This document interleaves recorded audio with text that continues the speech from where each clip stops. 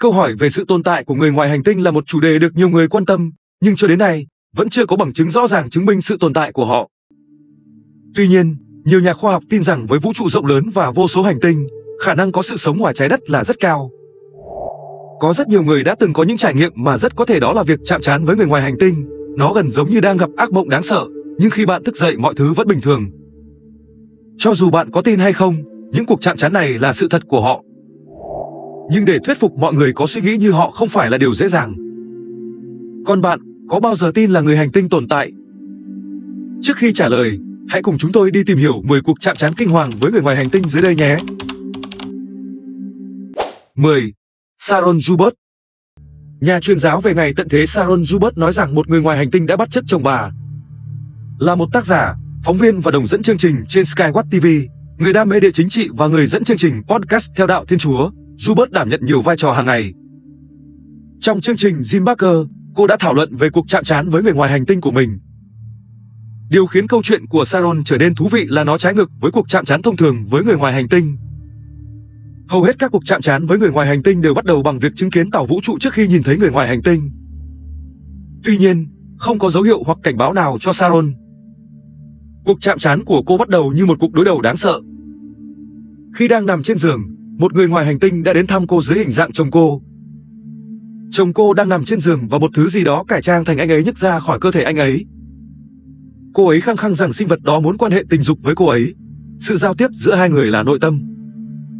Trước khi cô ấy kéo mặt nạ ra, cô ấy nói với sinh vật đó, Chúa Giêsu là có thật. Cô ấy tiết lộ rằng nó trông giống như một con quỷ đầu thú có đặc điểm của loài bò sát. Tuy nhiên, Joubert không bao giờ tiết lộ cách sinh vật đó rời khỏi phòng. Nếu không đáng nhắc đến, thì có lẽ đó không phải là vấn đề. Rất nhiều phản hồi về cuộc chạm trán của cô là tiêu cực khi nó lan truyền trên Internet. Nhưng Sharon không bận tâm đến những gì mọi người nghĩ. 9. Bettina Rodriguez Aguilera. Gặp gỡ ứng cử viên quốc hội nói rằng người ngoài hành tinh đã bắt cóc cô khi cô còn nhỏ. Là một nhà giáo dục, doanh nhân và nhà hoạt động cộng đồng ở Nam Florida, Bettina Rodriguez Aguilera luôn kết nối với nhiều nhóm người khác nhau. Bà thậm chí còn tham gia tranh cử sơ bộ của Đảng Cộng Hòa để đại diện cho khu vực quốc hội thứ 27 của Florida.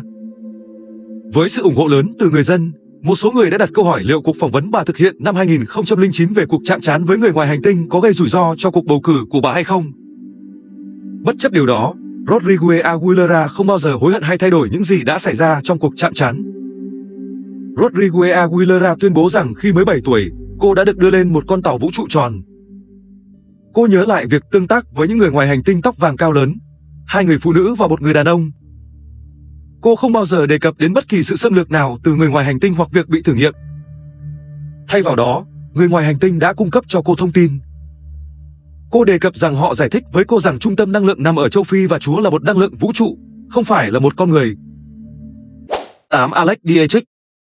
Các phi công hải quân nhớ lại cảnh tượng UFO gây bất an năm 2004. Tôi hy vọng mình không phải là UFO, người của tích tắc trong suốt quãng đời còn lại. Đây không phải là những gì tôi hình dung về bản thân mình. Trung tá Alex Dietrich được trích dẫn sau khi nói về cuộc chạm trán với UFO của mình trên 60 Minutes. Vào tháng 11 năm 2004, Dietrich đã quan sát thấy một UFO lơ lửng trên đại dương trong khi đang tập luyện với các đồng nghiệp. UFO di chuyển với tốc độ vượt xa bất kỳ thứ gì cô từng thấy trước đây. Cô ấy không bao giờ tuyên bố nhìn thấy người ngoài hành tinh hoặc đưa ra bất kỳ dấu hiệu nào cho thấy cô ấy nghĩ đó là gì. Chỉ đơn giản là một vật thể hình TIC tác không xác định, không ít hơn, không nhiều hơn. Dietrich không bao giờ đề cập đến việc quan tâm đến UFO và không nghĩ rằng nó có thể là thứ gì đó nhiều hơn những gì cô ấy nhìn thấy. Đối với những người không tin, sau khi nghe về cuộc chạm trán với UFO của một phi công đã nghỉ hưu, bạn có tin vào điều đó nhiều hơn không? 7. Angelia Suss. Angelia Suss, hiện có tên là Anjali, đã tranh cử với tư cách là ứng cử viên Đảng Dân Chủ cho Thượng viện Nam Dakota và Bộ trưởng Ngoại giao vào năm 2014. Nhiều năm sau, bà đề cập rằng mình là một viên chức tình báo quốc phòng đã nghỉ hưu. Vào ngày 17 tháng 8 năm 2021, Angelia đã nói về cuộc chạm trán với người ngoài hành tinh của mình tại một cuộc họp báo trước đài tưởng niệm Lincoln ở Washington, D.C. Cô ấy kể rằng đã gặp một cặp đôi tại một quán cà phê ở Nam California. Những người cuối cùng đã chỉ cho cô ấy vị trí của một căn cứ của người ngoài hành tinh. Cô ấy không tiết lộ chính xác nơi cô ấy đã đến ở sa mạc Mojave vào tháng 1 năm 2010. Nhưng cô ấy nói rằng người đàn ông mà cô ấy gặp đã đào một đường hầm trên sườn núi, Cô ấy nói rằng một ánh sáng rực rỡ đã dẫn họ đến căn cứ bí mật của người ngoài hành tinh. Cô ấy nhớ đã nhìn thấy những người ngoài hành tinh có làn da màu hoa oải hương và một người trông giống như một con bọ ngựa cầu nguyện. Các cuộc trò chuyện với người ngoài hành tinh được thực hiện thông qua thần giao cách cảm. Trong buổi họp báo, cô ấy tuyên bố rằng cô ấy dự định sẽ quay lại cùng những người khác. Cho đến hôm nay, vẫn chưa có xác nhận nào về việc cô ấy có quay lại căn cứ hay không. 6. Dale Smith. Dale Smith, tác giả của 78 Years of UFOs, đã trải qua những cuộc chạm trán với người ngoài hành tinh từ khi còn nhỏ. Cuộc chạm trán đáng sợ nhất là vào lúc 3 giờ sáng khi một người ngoài hành tinh cố gắng bắt cô đi trái với ý muốn của cô. Trong chương trình UFO Witness, cô kể với các nhà điều tra rằng cô thức dậy vì một âm thanh lạ phát ra từ nhà bếp. Ngay sau đó, một người ngoài hành tinh xuất hiện trong phòng cô và giao tiếp với cô bằng thần giao cách cảm. Cô ấy đề cập rằng người ngoài hành tinh được cho là một người sao muốn cho cô ấy xem thứ gì đó và hỏi liệu cô ấy có muốn đi cùng không. Không rõ ý định của người ngoài hành tinh là gì. Trong cuộc chạm trán, cô ấy nhớ lại đã cố gắng đánh thức chồng mình nhiều lần. Cô ấy nói rằng ngay cả khi cô ấy bấu chặt móng tay vào cánh tay anh ấy vẫn không phản ứng.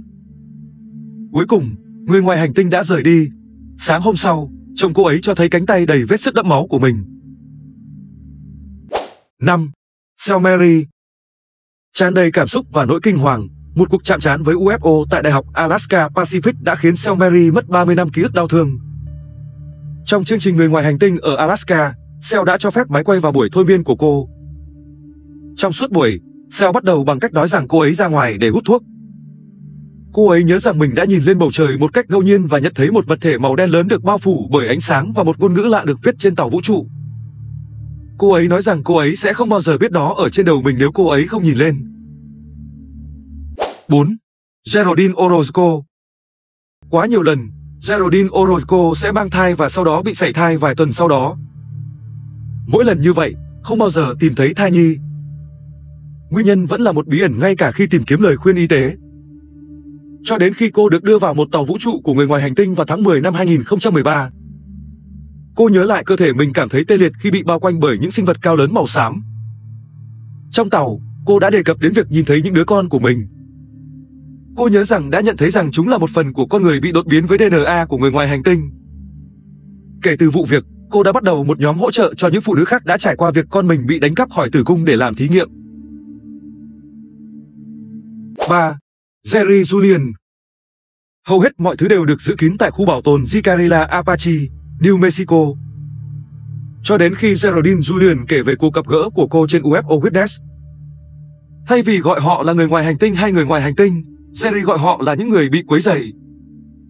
Lần chạm trán đầu tiên mà cô nhớ là khi cô đang ngồi bên ngoài và nhìn thấy một chiếc phi thuyền bay từ phía sau một ngọn núi. Cô nói rằng chiếc phi thuyền đó hạ xuống từ bầu trời để đến gần nơi cô đang ngồi. Đêm hôm đó, hai người nhỏ bé đã cố gắng ép cô ra khỏi giường. Cô nhớ lại rằng cô không thể hét lên hay làm bất cứ điều gì. Cuối cùng, những người bị rối loạn đã để cô yên. 2. Jenem.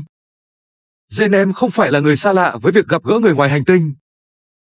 Bà kể lại những lần gặp gỡ của mình với KLTV7 News. Năm 1973, bà đề cập đến việc bị 5 người ngoài hành tinh bắt cóc. Sau đó, vào những năm 1980, bà đề cập đến một ngày bà mang thai, và sau một đêm kinh hoàng, bà thức dậy và không còn mang thai nữa. Nhiều năm sau, cô và một nhóm UFO tụ tập tại Woodsboro, Texas. Cô nhớ đã nhìn thấy một luồng sáng trắng chói lóa qua mọi cửa sổ trong nhà. Cô cũng nghe thấy có một người ngoài hành tinh màu xám ở bên ngoài. Khi cô ra ngoài để điều tra thêm, cô đã nghe thấy tiếng cành cây gãy và tiếng ồn phát ra từ con tàu đang bay lên không trung. 1. Nova.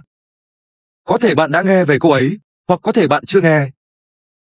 Không giống như hầu hết mọi người, cuộc chạm trán với người ngoài hành tinh của Lily Nova không bắt đầu từ khi cô còn nhỏ. Cuộc chạm trán của cô thậm chí không bắt đầu từ khi cô đang tìm kiếm người ngoài hành tinh. Đại dịch Covid-19 ở Missouri đã chuyển hướng sở thích của cô về nhiếp ảnh thiên văn, dẫn đến những cuộc chạm trán với người ngoài hành tinh. Lần chạm trán đầu tiên với người ngoài hành tinh của cô bắt đầu vào tháng 11 năm 2020. Cô ấy đề cập đến việc nhìn thấy một vài phi thuyền bay qua khu phố. Cô ấy càng dành nhiều thời gian ở bên ngoài, các cuộc chạm trán càng trở nên thường xuyên hơn. Cô ấy nói rằng đã nhìn thấy nhiều người ngoài hành tinh khác nhau.